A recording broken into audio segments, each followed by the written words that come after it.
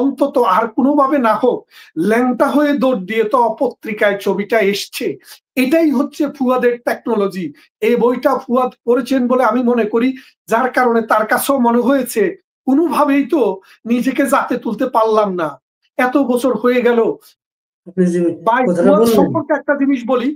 ফুয়াদ যখন বলছেন এই ছেলেটাকে আমি গত 20 বছর থেকে চিনি, লন্ডনে একই পাড়ায় থেকে আমরা পড়াশোনা করেছি, কন্টেম্পোরারি সময়ে বারেট ল করেছি, তাকে আমি চিনি।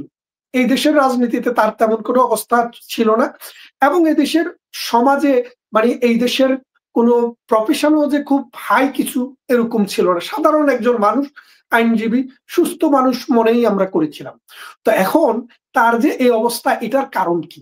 এর কারণ সম্পর্কে আমাদের প্রয়াত লেখক হুমায়ুন আহমদ একটা গল্প লিখেছেন। গল্পের বইটার নাম হচ্ছে হোটেল গ্রেভারি। তো এই বইতে 15-16টা গল্প আছে, তার মধ্যে একটা গল্পের নাম হচ্ছে হোটেল গ্রেভারি। তো হোটেল গ্রেভারিনে যে চরিত্র থাকে, ওই চরিত্রের মানুষগুলা এই এই ফুয়াদের মতো মানুষ। তাদেরকে কেউ গণে না, কেউ পাত্তা দেয় না। এরা জীবনে আকাশে উঠতে পারে নাই, মাটির নিচেও যে থাকতে পারে নাই, ফানার মতো বাসছে। তা এখন তারা চিন্তা করলো, জীবনে কি আমাদেরকে কেউ দাম দেবে না? আমার কি ছবি পত্রিকায় আসবে না? টিভি কি আমাকে দেখাবে না? কি করতে হবে? তখন আমেরিকার ওই লোকগুলা একটা বিশেষ দিনে হোটেল গ্রেভারিনের সামনে গিয়ে আগে থেকে ঘোষণা দিয়ে কাপড় চোপড় খুলে ল্যাংটা হয়ে দৌড় দেয়। তো যখন ওরা ল্যাংটা হয়ে দৌড় দেয়, তখন তাদেরকে কাভার করার জন্য এই নিউ ইয়র্ক থেকে, ডালাস থেকে, শিকাগো থেকে, মন্ট্রিল থেকে, কোরিয়া থেকে, জাপান থেকে, বাংলাদেশ থেকে সাংবাদিকেরা যায় ছবি তোলে, বলে সভ্যতারা কি চরম অবনতি, ল্যাংটা হয়ে মানুষ রাস্তায় দৌড়াচ্ছে, নারী পুরুষ একসাথে। পরের দিন টিভিতে তাদের ছবি দেখা যায়, পত্রিকায় তাদের ছবি দেখা যায়, গণ অনলাইন মিডিয়াতে তাদের ছবি দেখা যায়। অন্তত আর কোনোভাবে না হোক ল্যাংটা হয়ে দৌড় দিয়ে তো পত্রিকায় ছবিটা এসছে। এটাই হচ্ছে ফুয়াদের টেকনোলজি। এই বইটা ফুয়াদ পড়েছেন বলে আমি মনে করি, যার কারণে তার কাছেও মনে হয়েছে কোনোভাবেই তো নিজেকে জাতে তুলতে পারলাম না, এত বছর হয়ে গেল। তো এখন কি করব? জামাতও ভালো কিছু না করতে পারি, জামাতের বি টিম হয়ে এই কি বলে যে জামাতের একটা নতুন বি টিম একটা দল হয়েছিল, সেটার নাম হচ্ছে এবি পার্টি, এবি পার্টিতে যোগ দিল। তো এখন সে ল্যাংটা হয়ে দৌড় দিচ্ছে শুধুমাত্র তার কাভারেজ হওয়ার জন্য। একটা কথা মনে রাখেন, ইতিহাস কাউকে ছাড় দেয় না। ইতিহাস, তার ইতিহাস, বাংলাদেশের প্রত্যেকটা মানুষ এই ইতিহাসের দায় মেটাবে, তাকে একদিনের জবাব দিতে হবে। পৃথিবীর যেখানে এসে থাকুক, যদি সভ্য মানুষ পৃথিবীতে থাকে, এই অসভ্যতার বিচার, এই ল্যাংটা হয়ে দৌড় দেওয়ার বিচার এই বাংলার মাটিতেই হবে, এবং আমরাই সেটা করব। আমরা তার মতো বর্বর নয়। তার যে কুত্তা বাহিনী যারা মানুষকে কামড়াচ্ছে, মানুষের ঘর ভাঙছে, 32 নাম্বার ভাঙছে, আমরা তা করব না। আমরা রুল অফ লতে বিশ্বাস করি। আমরা হচ্ছি সিভিলাইজড মানুষ। এই সিভিলাইজড মানুষ আনসিভিলাইজড মানুষদেরকেও বৈধভাবে, সুষ্ঠুভাবে, মানে আইনের শাসনের আওতায় এনে আমরা বিচার করব। কেন বলছি? আমার এই কথাটার ভিত্তিটা আপনাকে দেখাই। 1996 সালে জননেত্রী শেখ হাসিনা যখন ক্ষমতায় আসে, বঙ্গবন্ধুর হত্যাকারীদেরকে রাস্তায় ধরে ধরে আমরা পিষে ফেলতে পারতাম, কিন্তু আমরা তা করিনি। আমরা রুল অফ ল কে সম্মান দেখিয়েছি। আমরা সুষ্ঠু বিচারের মাধ্যমে আইনের শাসনের ভিত্তিতে তাদেরকে বিচার করেছি। আমরা যখন ক্ষমতায় 2008 সালে আবার আসি, যুদ্ধ অপরাধীদেরকে ধরে ধরে এনে আমরা বিচার করতে পারতাম, কিন্তু আমরা করিনি। আমরা কি করেছি? আইনের উপরে ছেড়ে দিয়েছি। আইনের ভিত্তিতে বছরের পর বছর আইন আদালত হয়েছে, তারপরে সেখানে বিচার এসেছে। তার মানে রুল অফ ল, মানে তাড়াহুড়া করে কাউকে ফাঁসি দেওয়ার চিন্তা আমরা করিনি। আমরা করেছি আইনের শাসনের, সভ্যতার ভিত্তিকে আমরা সমুন্নত রেখেছি। তাই ফুয়াদদের বিচারের ক্ষেত্রে আমরা আইনের শাসনকেই প্রাধান্য দেব। আমরা জঙ্গি হব না, আমরা আফগানিস্তান হব না, আমরা তেহরান, তাবরিজ, সিরাজে যেইভাবে মানবতা পন্থী কর্মীদেরকে পিটিয়ে হত্যা করেছে, যেইভাবে কমরেড নাজিবুল্লাহকে এই গলায় ফাঁসি দিয়ে পিলারের সাথে ঝুলিয়ে রেখেছে, ওই রকম বর্বরদের অনুসারী আমরা নয়। এই এই ছেলেকে আমি দেখেছি লন্ডনে শিবির করতে। এখন তিনি শিবির থেকে আলটা মডার্ন শিবির হয়েছেন। উনি ওই যে মঞ্জুর সাথে কি যেন বললাম, যে এবি পার্টি করেছে। তো এদেরকে আমরা এইভাবে ঝুলিয়ে মারবো না, এদেরকে আমরা বিচারের সম্মুখীন করব। কারণ আমরা যে বাংলাদেশের ৭১ সালের যে মহান মুক্তিযুদ্ধ, প্রগতিশীল রাজনীতির যে ধারা এবং অসাম্প্রদায়িক চেতনার মানুষের যে কমিটমেন্ট, সেটা হচ্ছে প্রত্যেক মানুষের জন্য আইন ভিত্তিক একটা সমাজ তৈরি করা। আমরা সেই সমাজে এই কুলাঙ্গারদেরকে, এই স্বাধীনতা বিরোধীদেরকে, এই জামাত ইসলামের মানে আদর্শে বিশ্বাসী মৌলবাদী এই সন্ত্রাসীদেরকে সুষ্ঠু বিচারের মাধ্যমে এই দেশের মানুষকে দেখিয়ে দিব ইনশাআল্লাহ। ফুয়াদদের জন্য কিন্তু হুমায়ুন আজাদ পাকসার জমিন সাতবাদও লিখেছে, তাই না? হ্যাঁ, আমি পাকসার জমিন সাতবার আমার পড়ার সৌভাগ্য হয়েছিল 2000 মানে 5-6 এরকম করে একটা 5 সালের দিকে মনে হয়, 2005, হ্যাঁ 2005-এর জুলাই আগস্টে এই বইটি প্রকাশ হয়েছিল। এই বইটি প্রকাশ হওয়ার পর আপনি জানেন হুমায়ুন আজাদকে এই ফুয়াদের মতো লোকেরাই কিন্তু হত্যা করেছে। এখন এই পাকসার জমিন সাতবার বইটিতে যেভাবে তিনি দেখিয়েছিলেন যে একটি গোষ্ঠী রাষ্ট্রকে দর্শন করে, রাষ্ট্রকে দখল করে নিয়ে রাষ্ট্রকে কিভাবে ডিরেল করে ফেলে, আমার মানে বিশ্বাস করেন যেদিন 5 আগস্ট হয় সেদিন আমি আবার পাকসার জমিন সাতবার পড়তে শুরু করলাম। বুঝলাম বাংলাদেশে যে এরকম একজন দার্শনিক মানুষ জন্মগ্রহণ করেছে আমরা অনেকেই বুঝতে পারি নাই। 5 আগস্ট যদি না হতো, হুমায়ুন আজাদ কত বড় দার্শনিক ছিলেন, তার চিন্তায় তার চেতনায়। আপনি জানেন 1400 শতকে রেনেসাঁস যখন হয়, তখন লিওনার্দো দা ভিঞ্চি যে বই লিখেছেন, যে ছবি এঁকেছেন, সেখানে তিনি কল্পনা করেছেন মানুষ আকাশে উড়বে। উড়ন্ত পেগাসাস যে ঘোড়া, এই ঘোড়ার যে কল্পনা, এটার যে চিত্র, এটা কিন্তু লিওনার্দো দা ভিঞ্চির মাথায় এসেছিল। তার পরবর্তীতে 1908 সালে মানে অরভিল রাইট আর ইউরভিল রাইট দুই ভাই মিলে মানুষকে সত্যি আকাশে উড়িয়ে দিয়েছিল।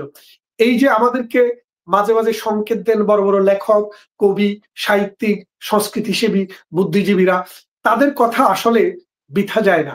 এই তাদের যে বৃথা যায় না, এর ফলে আমরা যদি তাদেরকে মূল্যায়ন করতে পারি, তাদের কথা মতো যদি আমরা সিদ্ধান্ত নিতে পারি, তাহলে কিন্তু আমরা অনেক আগেই সমাধান করতে পারতাম। আপনি জানেন আজ থেকে 15-16 বছর আগে মেজবা কামাল ঢাকা বিশ্ববিদ্যালয় নিয়ে একটি কথা বলেছিল যে এটা একটা উন্নত মানের মাদ্রাসায় পরিণত হয়েছে। কেন পরিণত হয়েছে আপনি দেখেছিলেন বাড়ি ভাই?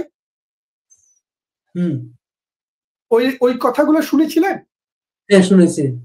হ্যাঁ, আপনি দেখেন এইবারের নির্বাচনে আসার পর এই ডাকসু নির্বাচন, আপনার কাছে কি মনে হয়েছে যে উনি অতীতকে দেখতেছিলেন দূরবীন দিয়ে?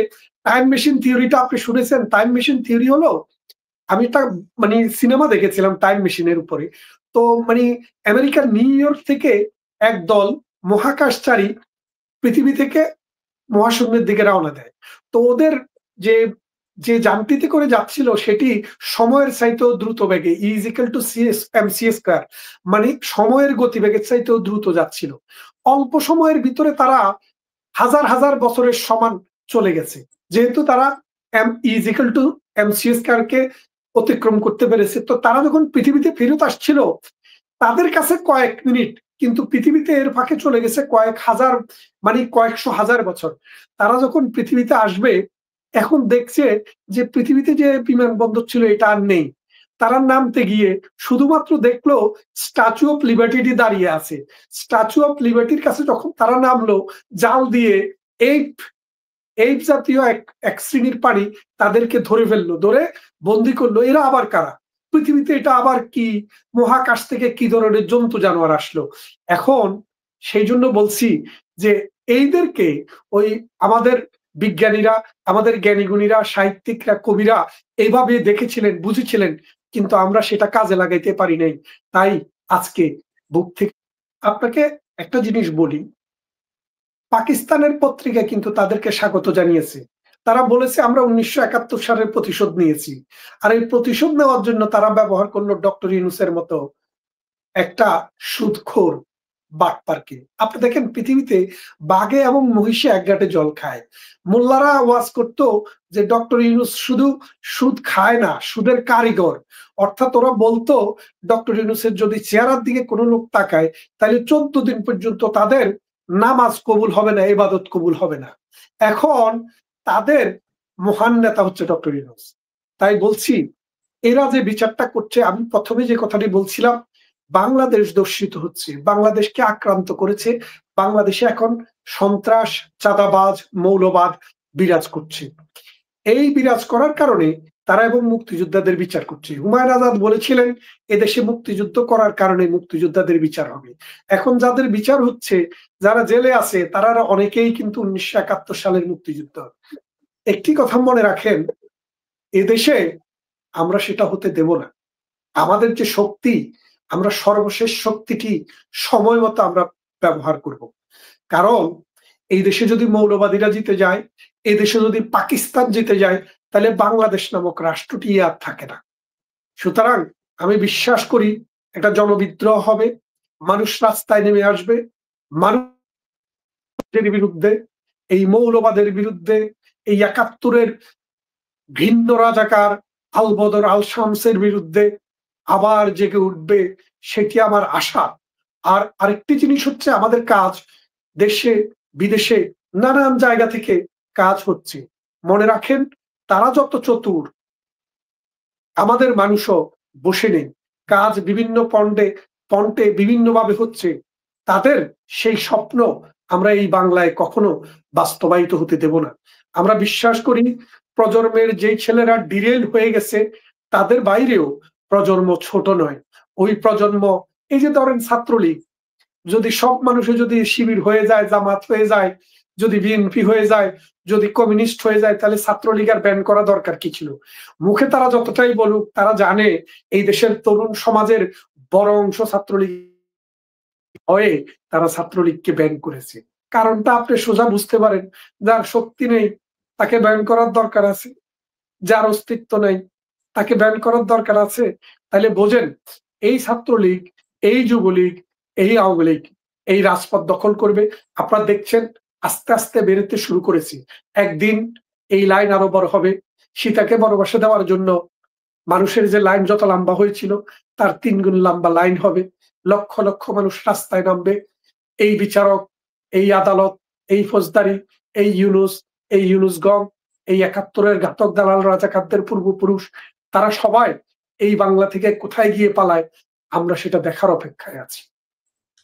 5 আগস্টের পরে অ্যাডভোকেট ফজলুর রহমান বলেছিলেন আওয়ামী লীগের লিখতে 10 বছর সময় লাগবে। তো এখন কি করব? জামাতও ভালো